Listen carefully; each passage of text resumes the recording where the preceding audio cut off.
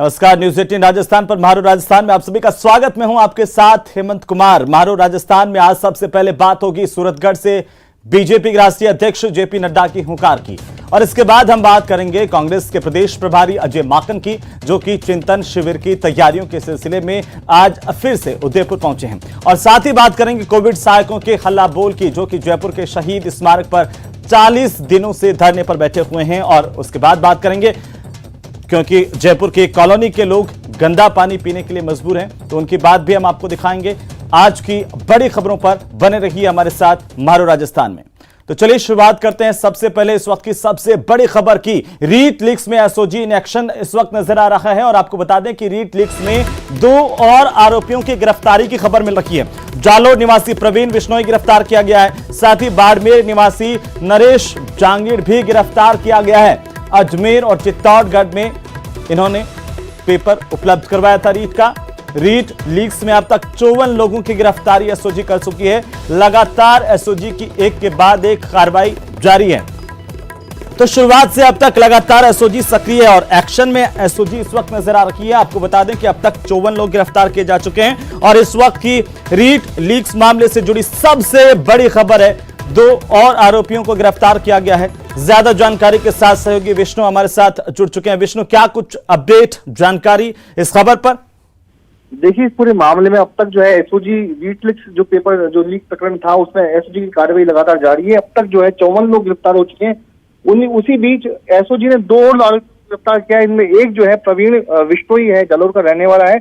उसके अलावा जो दूसरा आरोपी है वो नरेश जांगीड़ है, जो कि बाड़मेर का रहने वाला है, लेकिन जयपुर में अपना पता बदल करके और अजमेर रोड पर एक अपार्टमेंट में रह रहा था। डीसीएम में एक अपार्टमेंट है, वहां ही रह रहा था। और अब तक की जो पूछताछ इन दोनों से हुई है, उसमें सामने आया है कि अजमेर और चित्तौड़गढ़ इन्हीं जगहों पर रीट पेपर से पहले इन्होंने जो अभ्यर्थी थे उनको एक मोटी एवज जो रकम वसूल करके उनको पेपर उपलब्ध कराया था।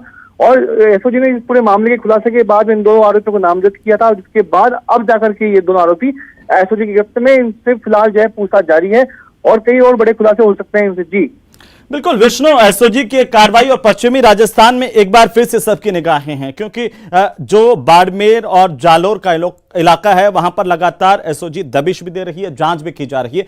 क्या कुछ अब तक इसमें निकल करके सामने आ चुका है? कहां तक एसओजी इसमें पहुंच पाई है? देखिए, जो मार्च में जब एग्जाम हुआ था, उसके बाद जब खुलासे हुए कि रीट में जो है पेपर लीक हुआ है, पेपर को बेचा गया है, पेपर जो है परीक्षा से पहले ही सामने आ गए थे। उसके बाद एसओजी ने कड़ी से कड़ी जोड़ करके एक के बाद एक मास्टरमाइंड को गिरफ्तार करना शुरू किया। हर जिस भी आरोपी को पूछताछ किया, उसी से एक नया नाम सामने आया, और हर नाम को एसओजी ने नामजद करते यानी किसी को राहत नहीं दी। उसके बाद एसओजी ने लगातार कड़ी से कड़ी बना करके हर एक मुलजिम को, हर एक आदमी को नामजद किया।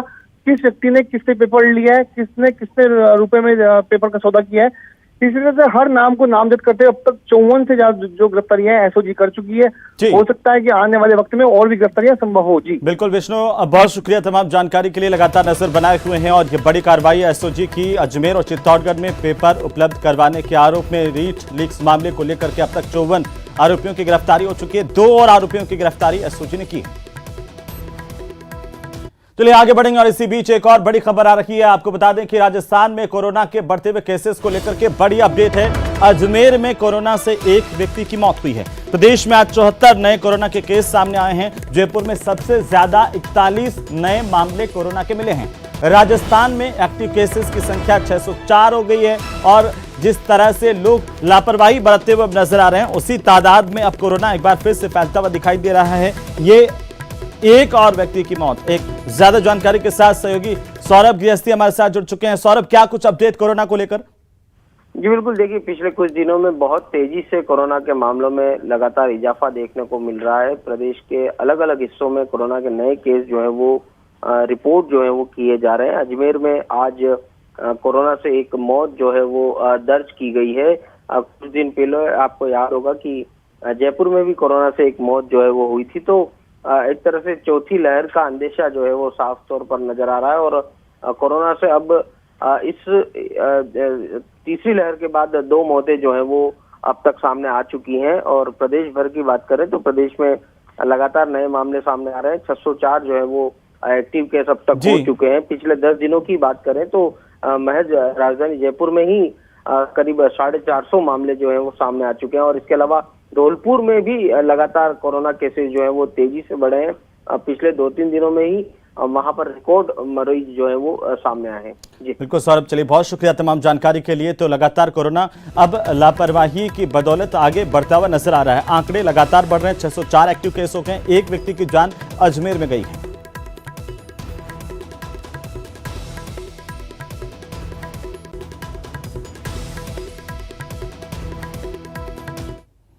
चलिए आगे बढ़ेंगे। बीजेपी के राष्ट्रीय अध्यक्ष जेपी नड्डा राजस्थान के दौरे पर, और आपको बता दें कि बूथ अध्यक्ष संकल्प महासम्मेलन में जेपी नड्डा ने शिरकत की। 2023 में बीजेपी सरकार बनाने का दावा कर रही है और नड्डा ने यहां से यही दावा किया है। आपको बता दें कि 2 दिन के अपने दौरे के पहले दिन सूरतगढ़ में बूथ अध्यक्षों के बीच जेपी नड्डा ने पार्टी को जंग के लिए तैयार होने की हुंकार भरी। तो वहीं पार्टी के सबसे बड़े नेताओं को एक मंच पर लाकर के ऑल इज वेल का संदेश भी दिया है। लेकिन निशाने पर रही गहलोत सरकार।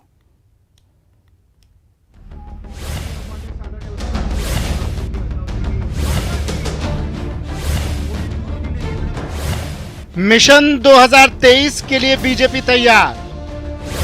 बूथ संवाद में जेपी नड्डा का शंखनाद।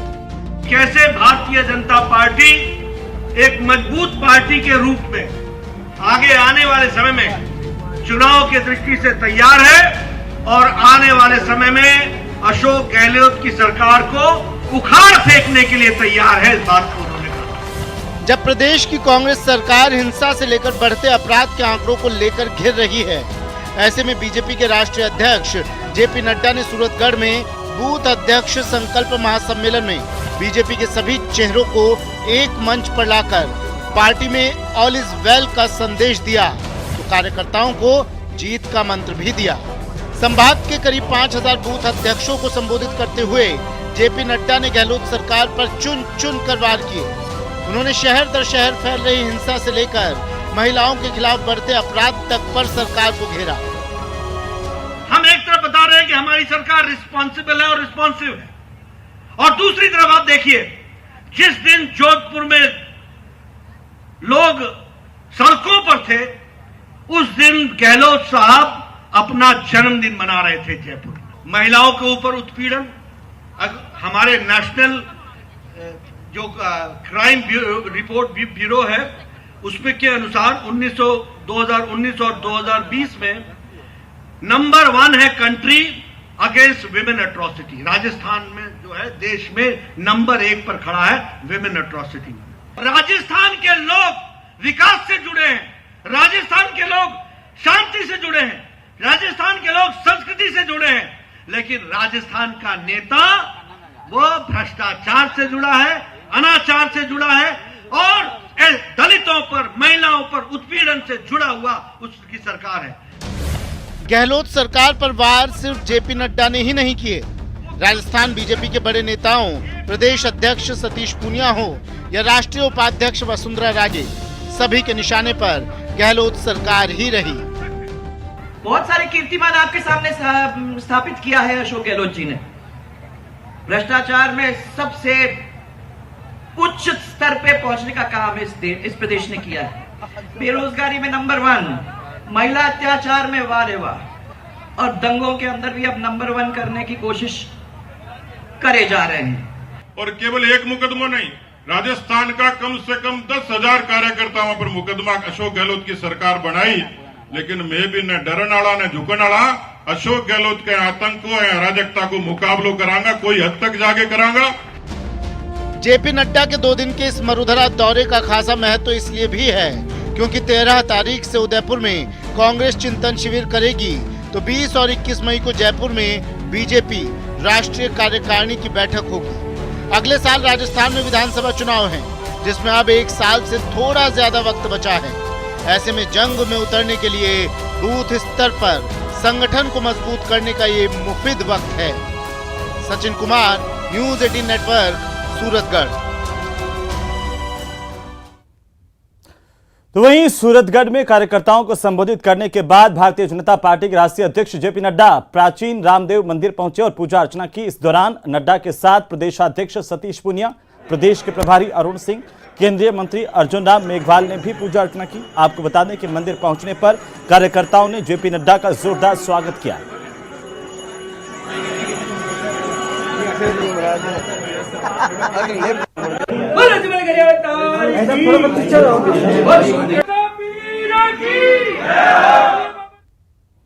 चलिए आगे बढ़ेंगे, कांग्रेस खेमे की बात करते हैं। 13 मई से होने वाले कांग्रेस के चिंतन शिविर की तैयारी पूरी कर ली गई है और इस सिलसिले में कांग्रेस के राजस्थान के प्रभारी अजय माकन उदयपुर में हैं। इस दौरान अजय माकन ने पीसीसी चीफ गोविंद सिंह डोटासरा के साथ संभाग स्तरीय कार्यकर्ताओं की बैठक ली है। बैठक में कांग्रेस के पदाधिकारी मौजूद रहे और इस मौके पर प्रदेश प्रभारी अजय माकन ने पदाधिकारियों को संबोधित करते हुए कहा कि ये उदयपुर का सौभाग्य है कि कांग्रेस का राष्ट्रीय स्तर का शिविर उदयपुर में आयोजित किया जा रहा है।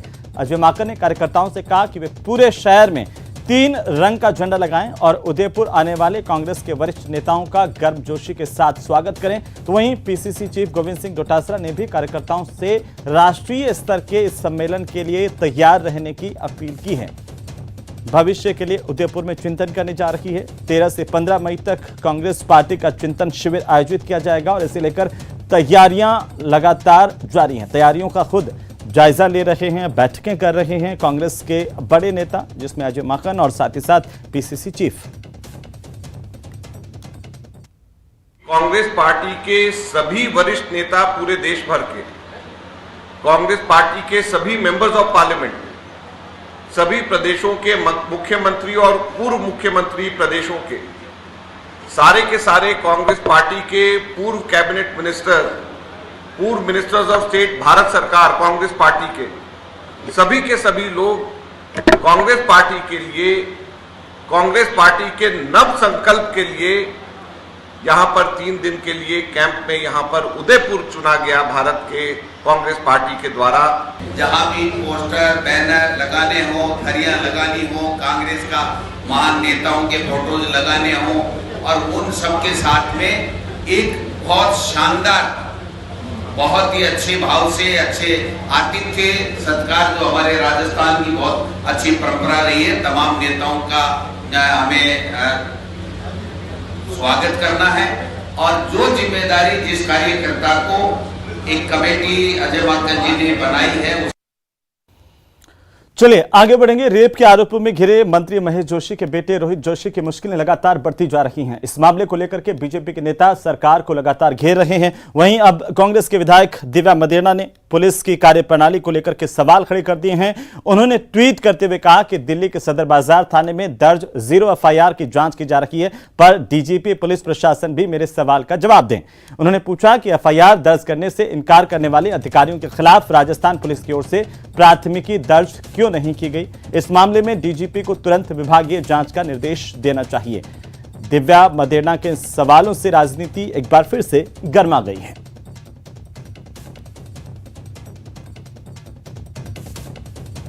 कांग्रेस विधायक दिव्या मदेरणा ने कई सवाल खड़े किए। इस पूरे मामले को लेकर के पुलिस की कार्यप्रणाली पर सवाल उठाए हैं। ट्वीट करते हुए उन्होंने कहा कि एफआईआर की जांच की जा रही है, लेकिन विभागीय कार्रवाई क्या होगी। वहीं इस पूरे मामले पर ट्वीट पर एक सवाल के जवाब में कहा कि हमारी सरकार इस तरह के मुद्दों के बारे में बहुत गंभीर है। मैंने पुलिस प्रशासन पर सवाल उठाए हैं क्योंकि ये कुछ पुलिस अधिकारियों की सरासर लापरवाही है जो सरकार पर संदेह पैदा करेगी और ऐसे अधिकारियों के खिलाफ तुरंत कार्रवाई होनी चाहिए। दिव्या मदेरणा ने ट्वीट करते हुए तमाम बातें लिखी हैं। और इसी बीच ज्यादा जानकारी के साथ हमारे सहयोगी दिनेश शर्मा फोन लाइन पर जुड़ चुके हैं। दिनेश, अब कांग्रेस के भीतर से भी इस रेप मामले को लेकर के सवाल खड़े हो रहे हैं और ओसियां से विधायक दिव्या मदेरणा ने ही कई सवाल उठाते हुए ट्वीट किया। क्या मायने हैं इस ट्वीट के, दिव्या मदेरणा के इन सवालों के? बिल्कुल, देखिए दिव्या मदेरणा कांग्रेस से विधायक है ओसिया से और स्वर्गीय महिपाल मदेरणा की पुत्री हैं। तो उन्होंने जो है, अब ये कह सकते हैं कि कांग्रेस में ही जो है एक तरीके से सुर उठने लगे हैं और दिव्या मदेरणा का ट्वीट काफी चर्चाओं में है सियासी हलकों में। जिस तरीके से उन्होंने सवाल उठाए पुलिस की कार्यप्रणाली को लेकर और खास तौर से रोहित जोशी का जो प्रकरण है, मंत्री महेश जोशी के पुत्र, उनकी खबर को शेयर करते हुए उन्होंने ये टिप्पणी की है कि आखिर इस मामले में तो राजस्थान में एफआईआर दर्ज क्यों नहीं हुई और दिल्ली जाकर जो है वो एफआईआर दर्ज करवानी पड़ी, जबकि 2019 से ही ये प्रावधान कर दिया गया है राजस्थान में कि हर एफआईआर जो है वो दर्ज होगी, और अगर थाने में कोई एफआईआर दर्ज नहीं होती है तो एसपी कार्यालय में जाकर एफआईआर दर्ज करवाई जा सकती है। तो उन्होंने पुलिस पर सीधे सीधे हमला बोला है, पुलिस की कार्यप्रणाली पर सवाल उठाए और ये कहा है कि राजस्थान सरकार संवेदनशील है, लेकिन पुलिस को त्वरित कार्रवाई करने की आवश्यकता है, ज्यादा सक्रिय होने की आवश्यकता है। दिव्या मदेरणा की अगर बात करें तो देखिए, मंत्री डॉक्टर महेश जोशी के साथ उनकी अदावत जो है वो पिछले काफी समय से चली आ रही है, और विधानसभा में बजट सत्र के दौरान भी उनकी यह अदावत देखने को मिली थी, जब दिव्या मदेरणा ने इस तरह की टिप्पणी की थी कि विभाग जो है वो ब्यूरोक्रेट चला रहे हैं और मंत्री केवल रबर स्टैंप की तरह काम कर रहे हैं। तो उनकी ये अदावत जो है वो पहले से है, और आज एक बार फिर से जब रोहित जोशी का मामला सामने आया है तो उस पर जो है वो एक तरीके से निशाना साधते हुए उन्होंने फिर एक बार मंत्री डॉक्टर महेश जोशी की ओर इशारा करने की कोशिश की है, और ये कहा है राजस्थान पुलिस पर भले ही सवाल उठाए लेकिन निशाना उनका मंत्री महेश जोशी की तरफ ही है, और ये कहा है उन्होंने कि इस मामले में भी राजस्थान में एफआईआर दर्ज होनी चाहिए थी और त्वरित कार्रवाई जो है इस मामले में पुलिस को करनी चाहिए थी। जी चलिए, बहुत शुक्रिया दिनेश तमाम जानकारी के लिए। तो दिव्या मदेरणा ने सवाल खड़े कर दिए हैं और इन सवालों की चर्चा मारवाड़ से लगाकर दिल्ली तक है। वहीं जलदाय मंत्री महेश जोशी के बेटे के खिलाफ दर्ज दुष्कर्म के मामले को लेकर हनुमान बेनीवाल ने कहा कि पूरे मामले की निष्पक्ष तरीके से जांच होनी चाहिए। बेनीवाल ने कहा कि मुख्यमंत्री अशोक गहलोत को इस मामले की जांच भी सीबीआई को दे देनी चाहिए, और इसके साथ ही हनुमान बेनीवाल ने प्रदेश के अलग अलग जिलों में हुई हिंसा के मामलों में भी प्रतिक्रिया दी है। बेनीवाल ने कहा कि प्रदेश में अलग अलग जिलों में हिंसा हुई, उसमें पुलिस और सरकार का फेलियर है।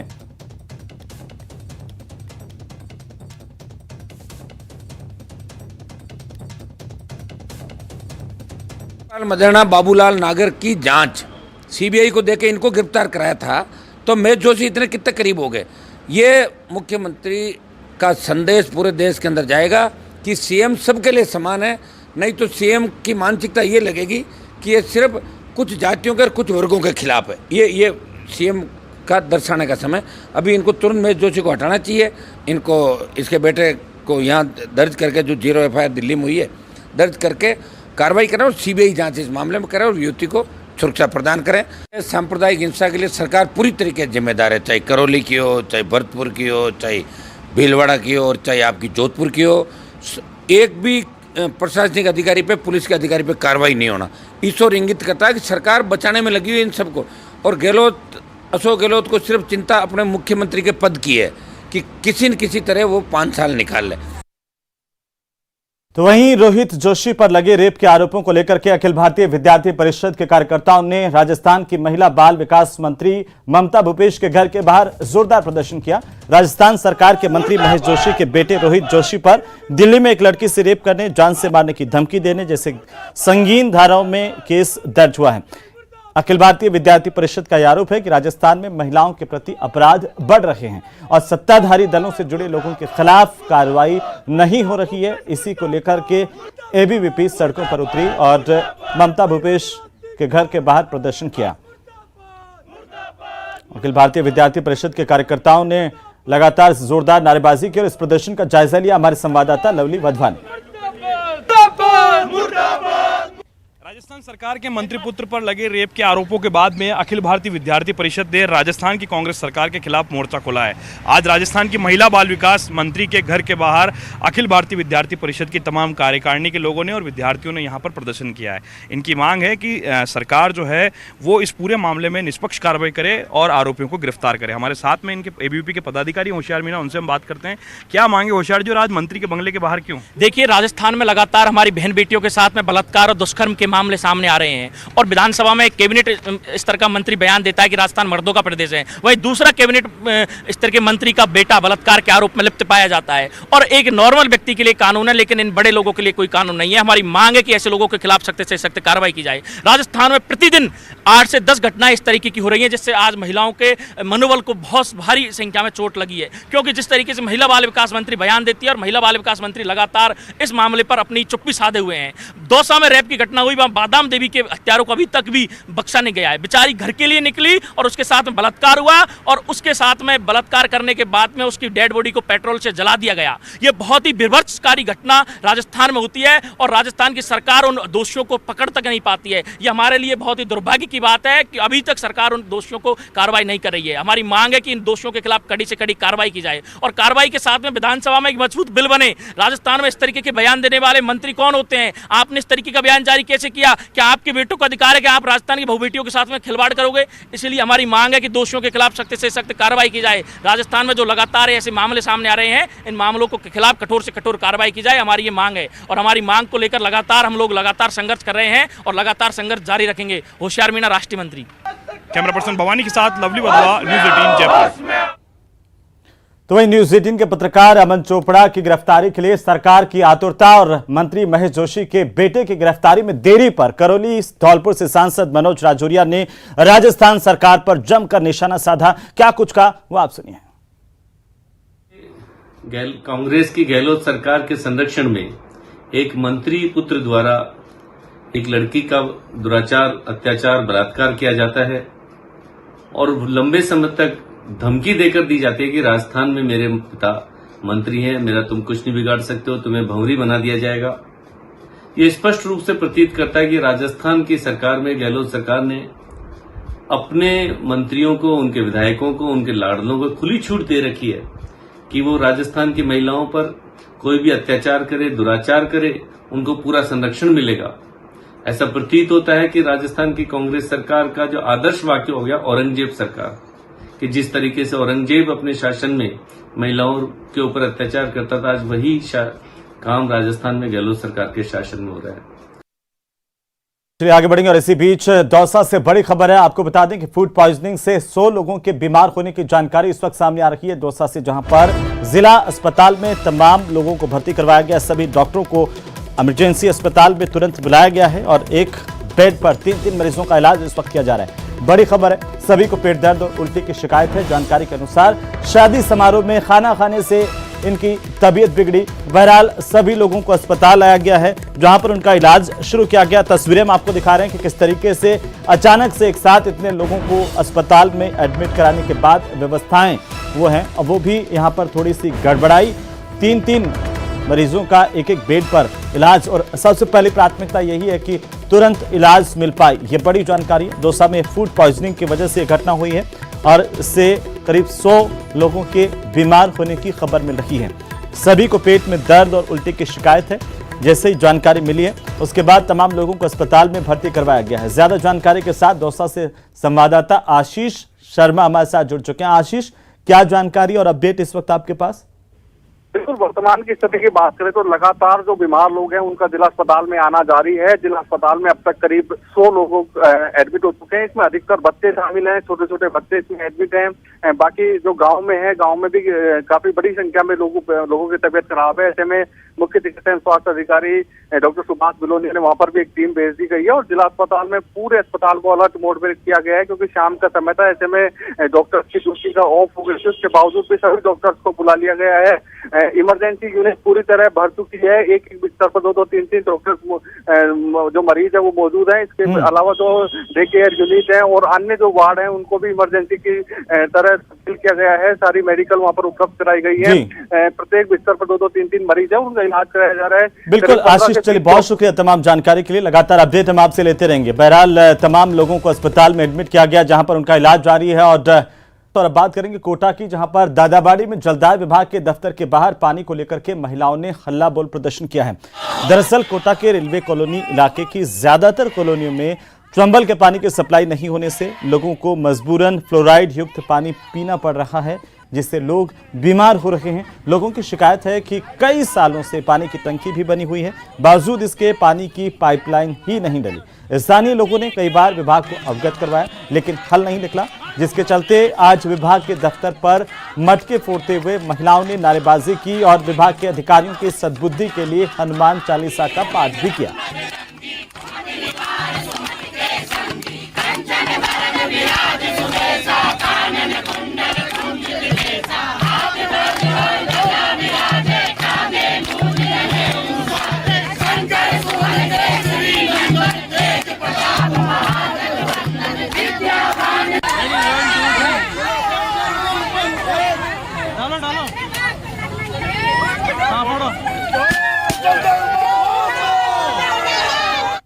प्रदर्शन कह लो, इसको आप कुछ भी कह लो, ये वास्तव में जनता की पीड़ा है। ये कोई प्रायोजित भीड़ नहीं है, ये एक एक महिला पीड़ित है। ये 50 साल पुरानी कॉलोनी में आज तक जब कोटा से 20 किलोमीटर दूर शहरी क्षेत्र में शुद्ध पेयजल पहुंच चुका है। पूनम कॉलोनी वार्ड नंबर 43 के चारों तरफ से जलदा विभाग की पाइपलाइन चारों तरफ घूम रही है, बीच का हिस्सा छोड़ा हुआ है। ये मैं कहूँगी कि राजनीतिक दुर्भावना की वजह से ये क्षेत्र छूटा हुआ है। लगातार हमने 1.5 साल से, जब से मैं पार्षद बनी हूँ, तब से मैंने हर अधिकारी को चेताया है, मैंने मंत्री जी तक ज्ञापन दिया है, मैंने हर जनप्रतिनिधि तक अपनी बात को पहुँचाई है। लेकिन मैं मानती हूँ दुर्भाग्य हमारा कि किसी का ध्यान इस ओर आज तक नहीं गया। और ऐसे में बैठे हुए अधिकारी, इनको इतना होश नहीं है कि ये क्षेत्र भी इस कोटा की धरती पर, कोटा के शहर की नाक के नीचे बसता है।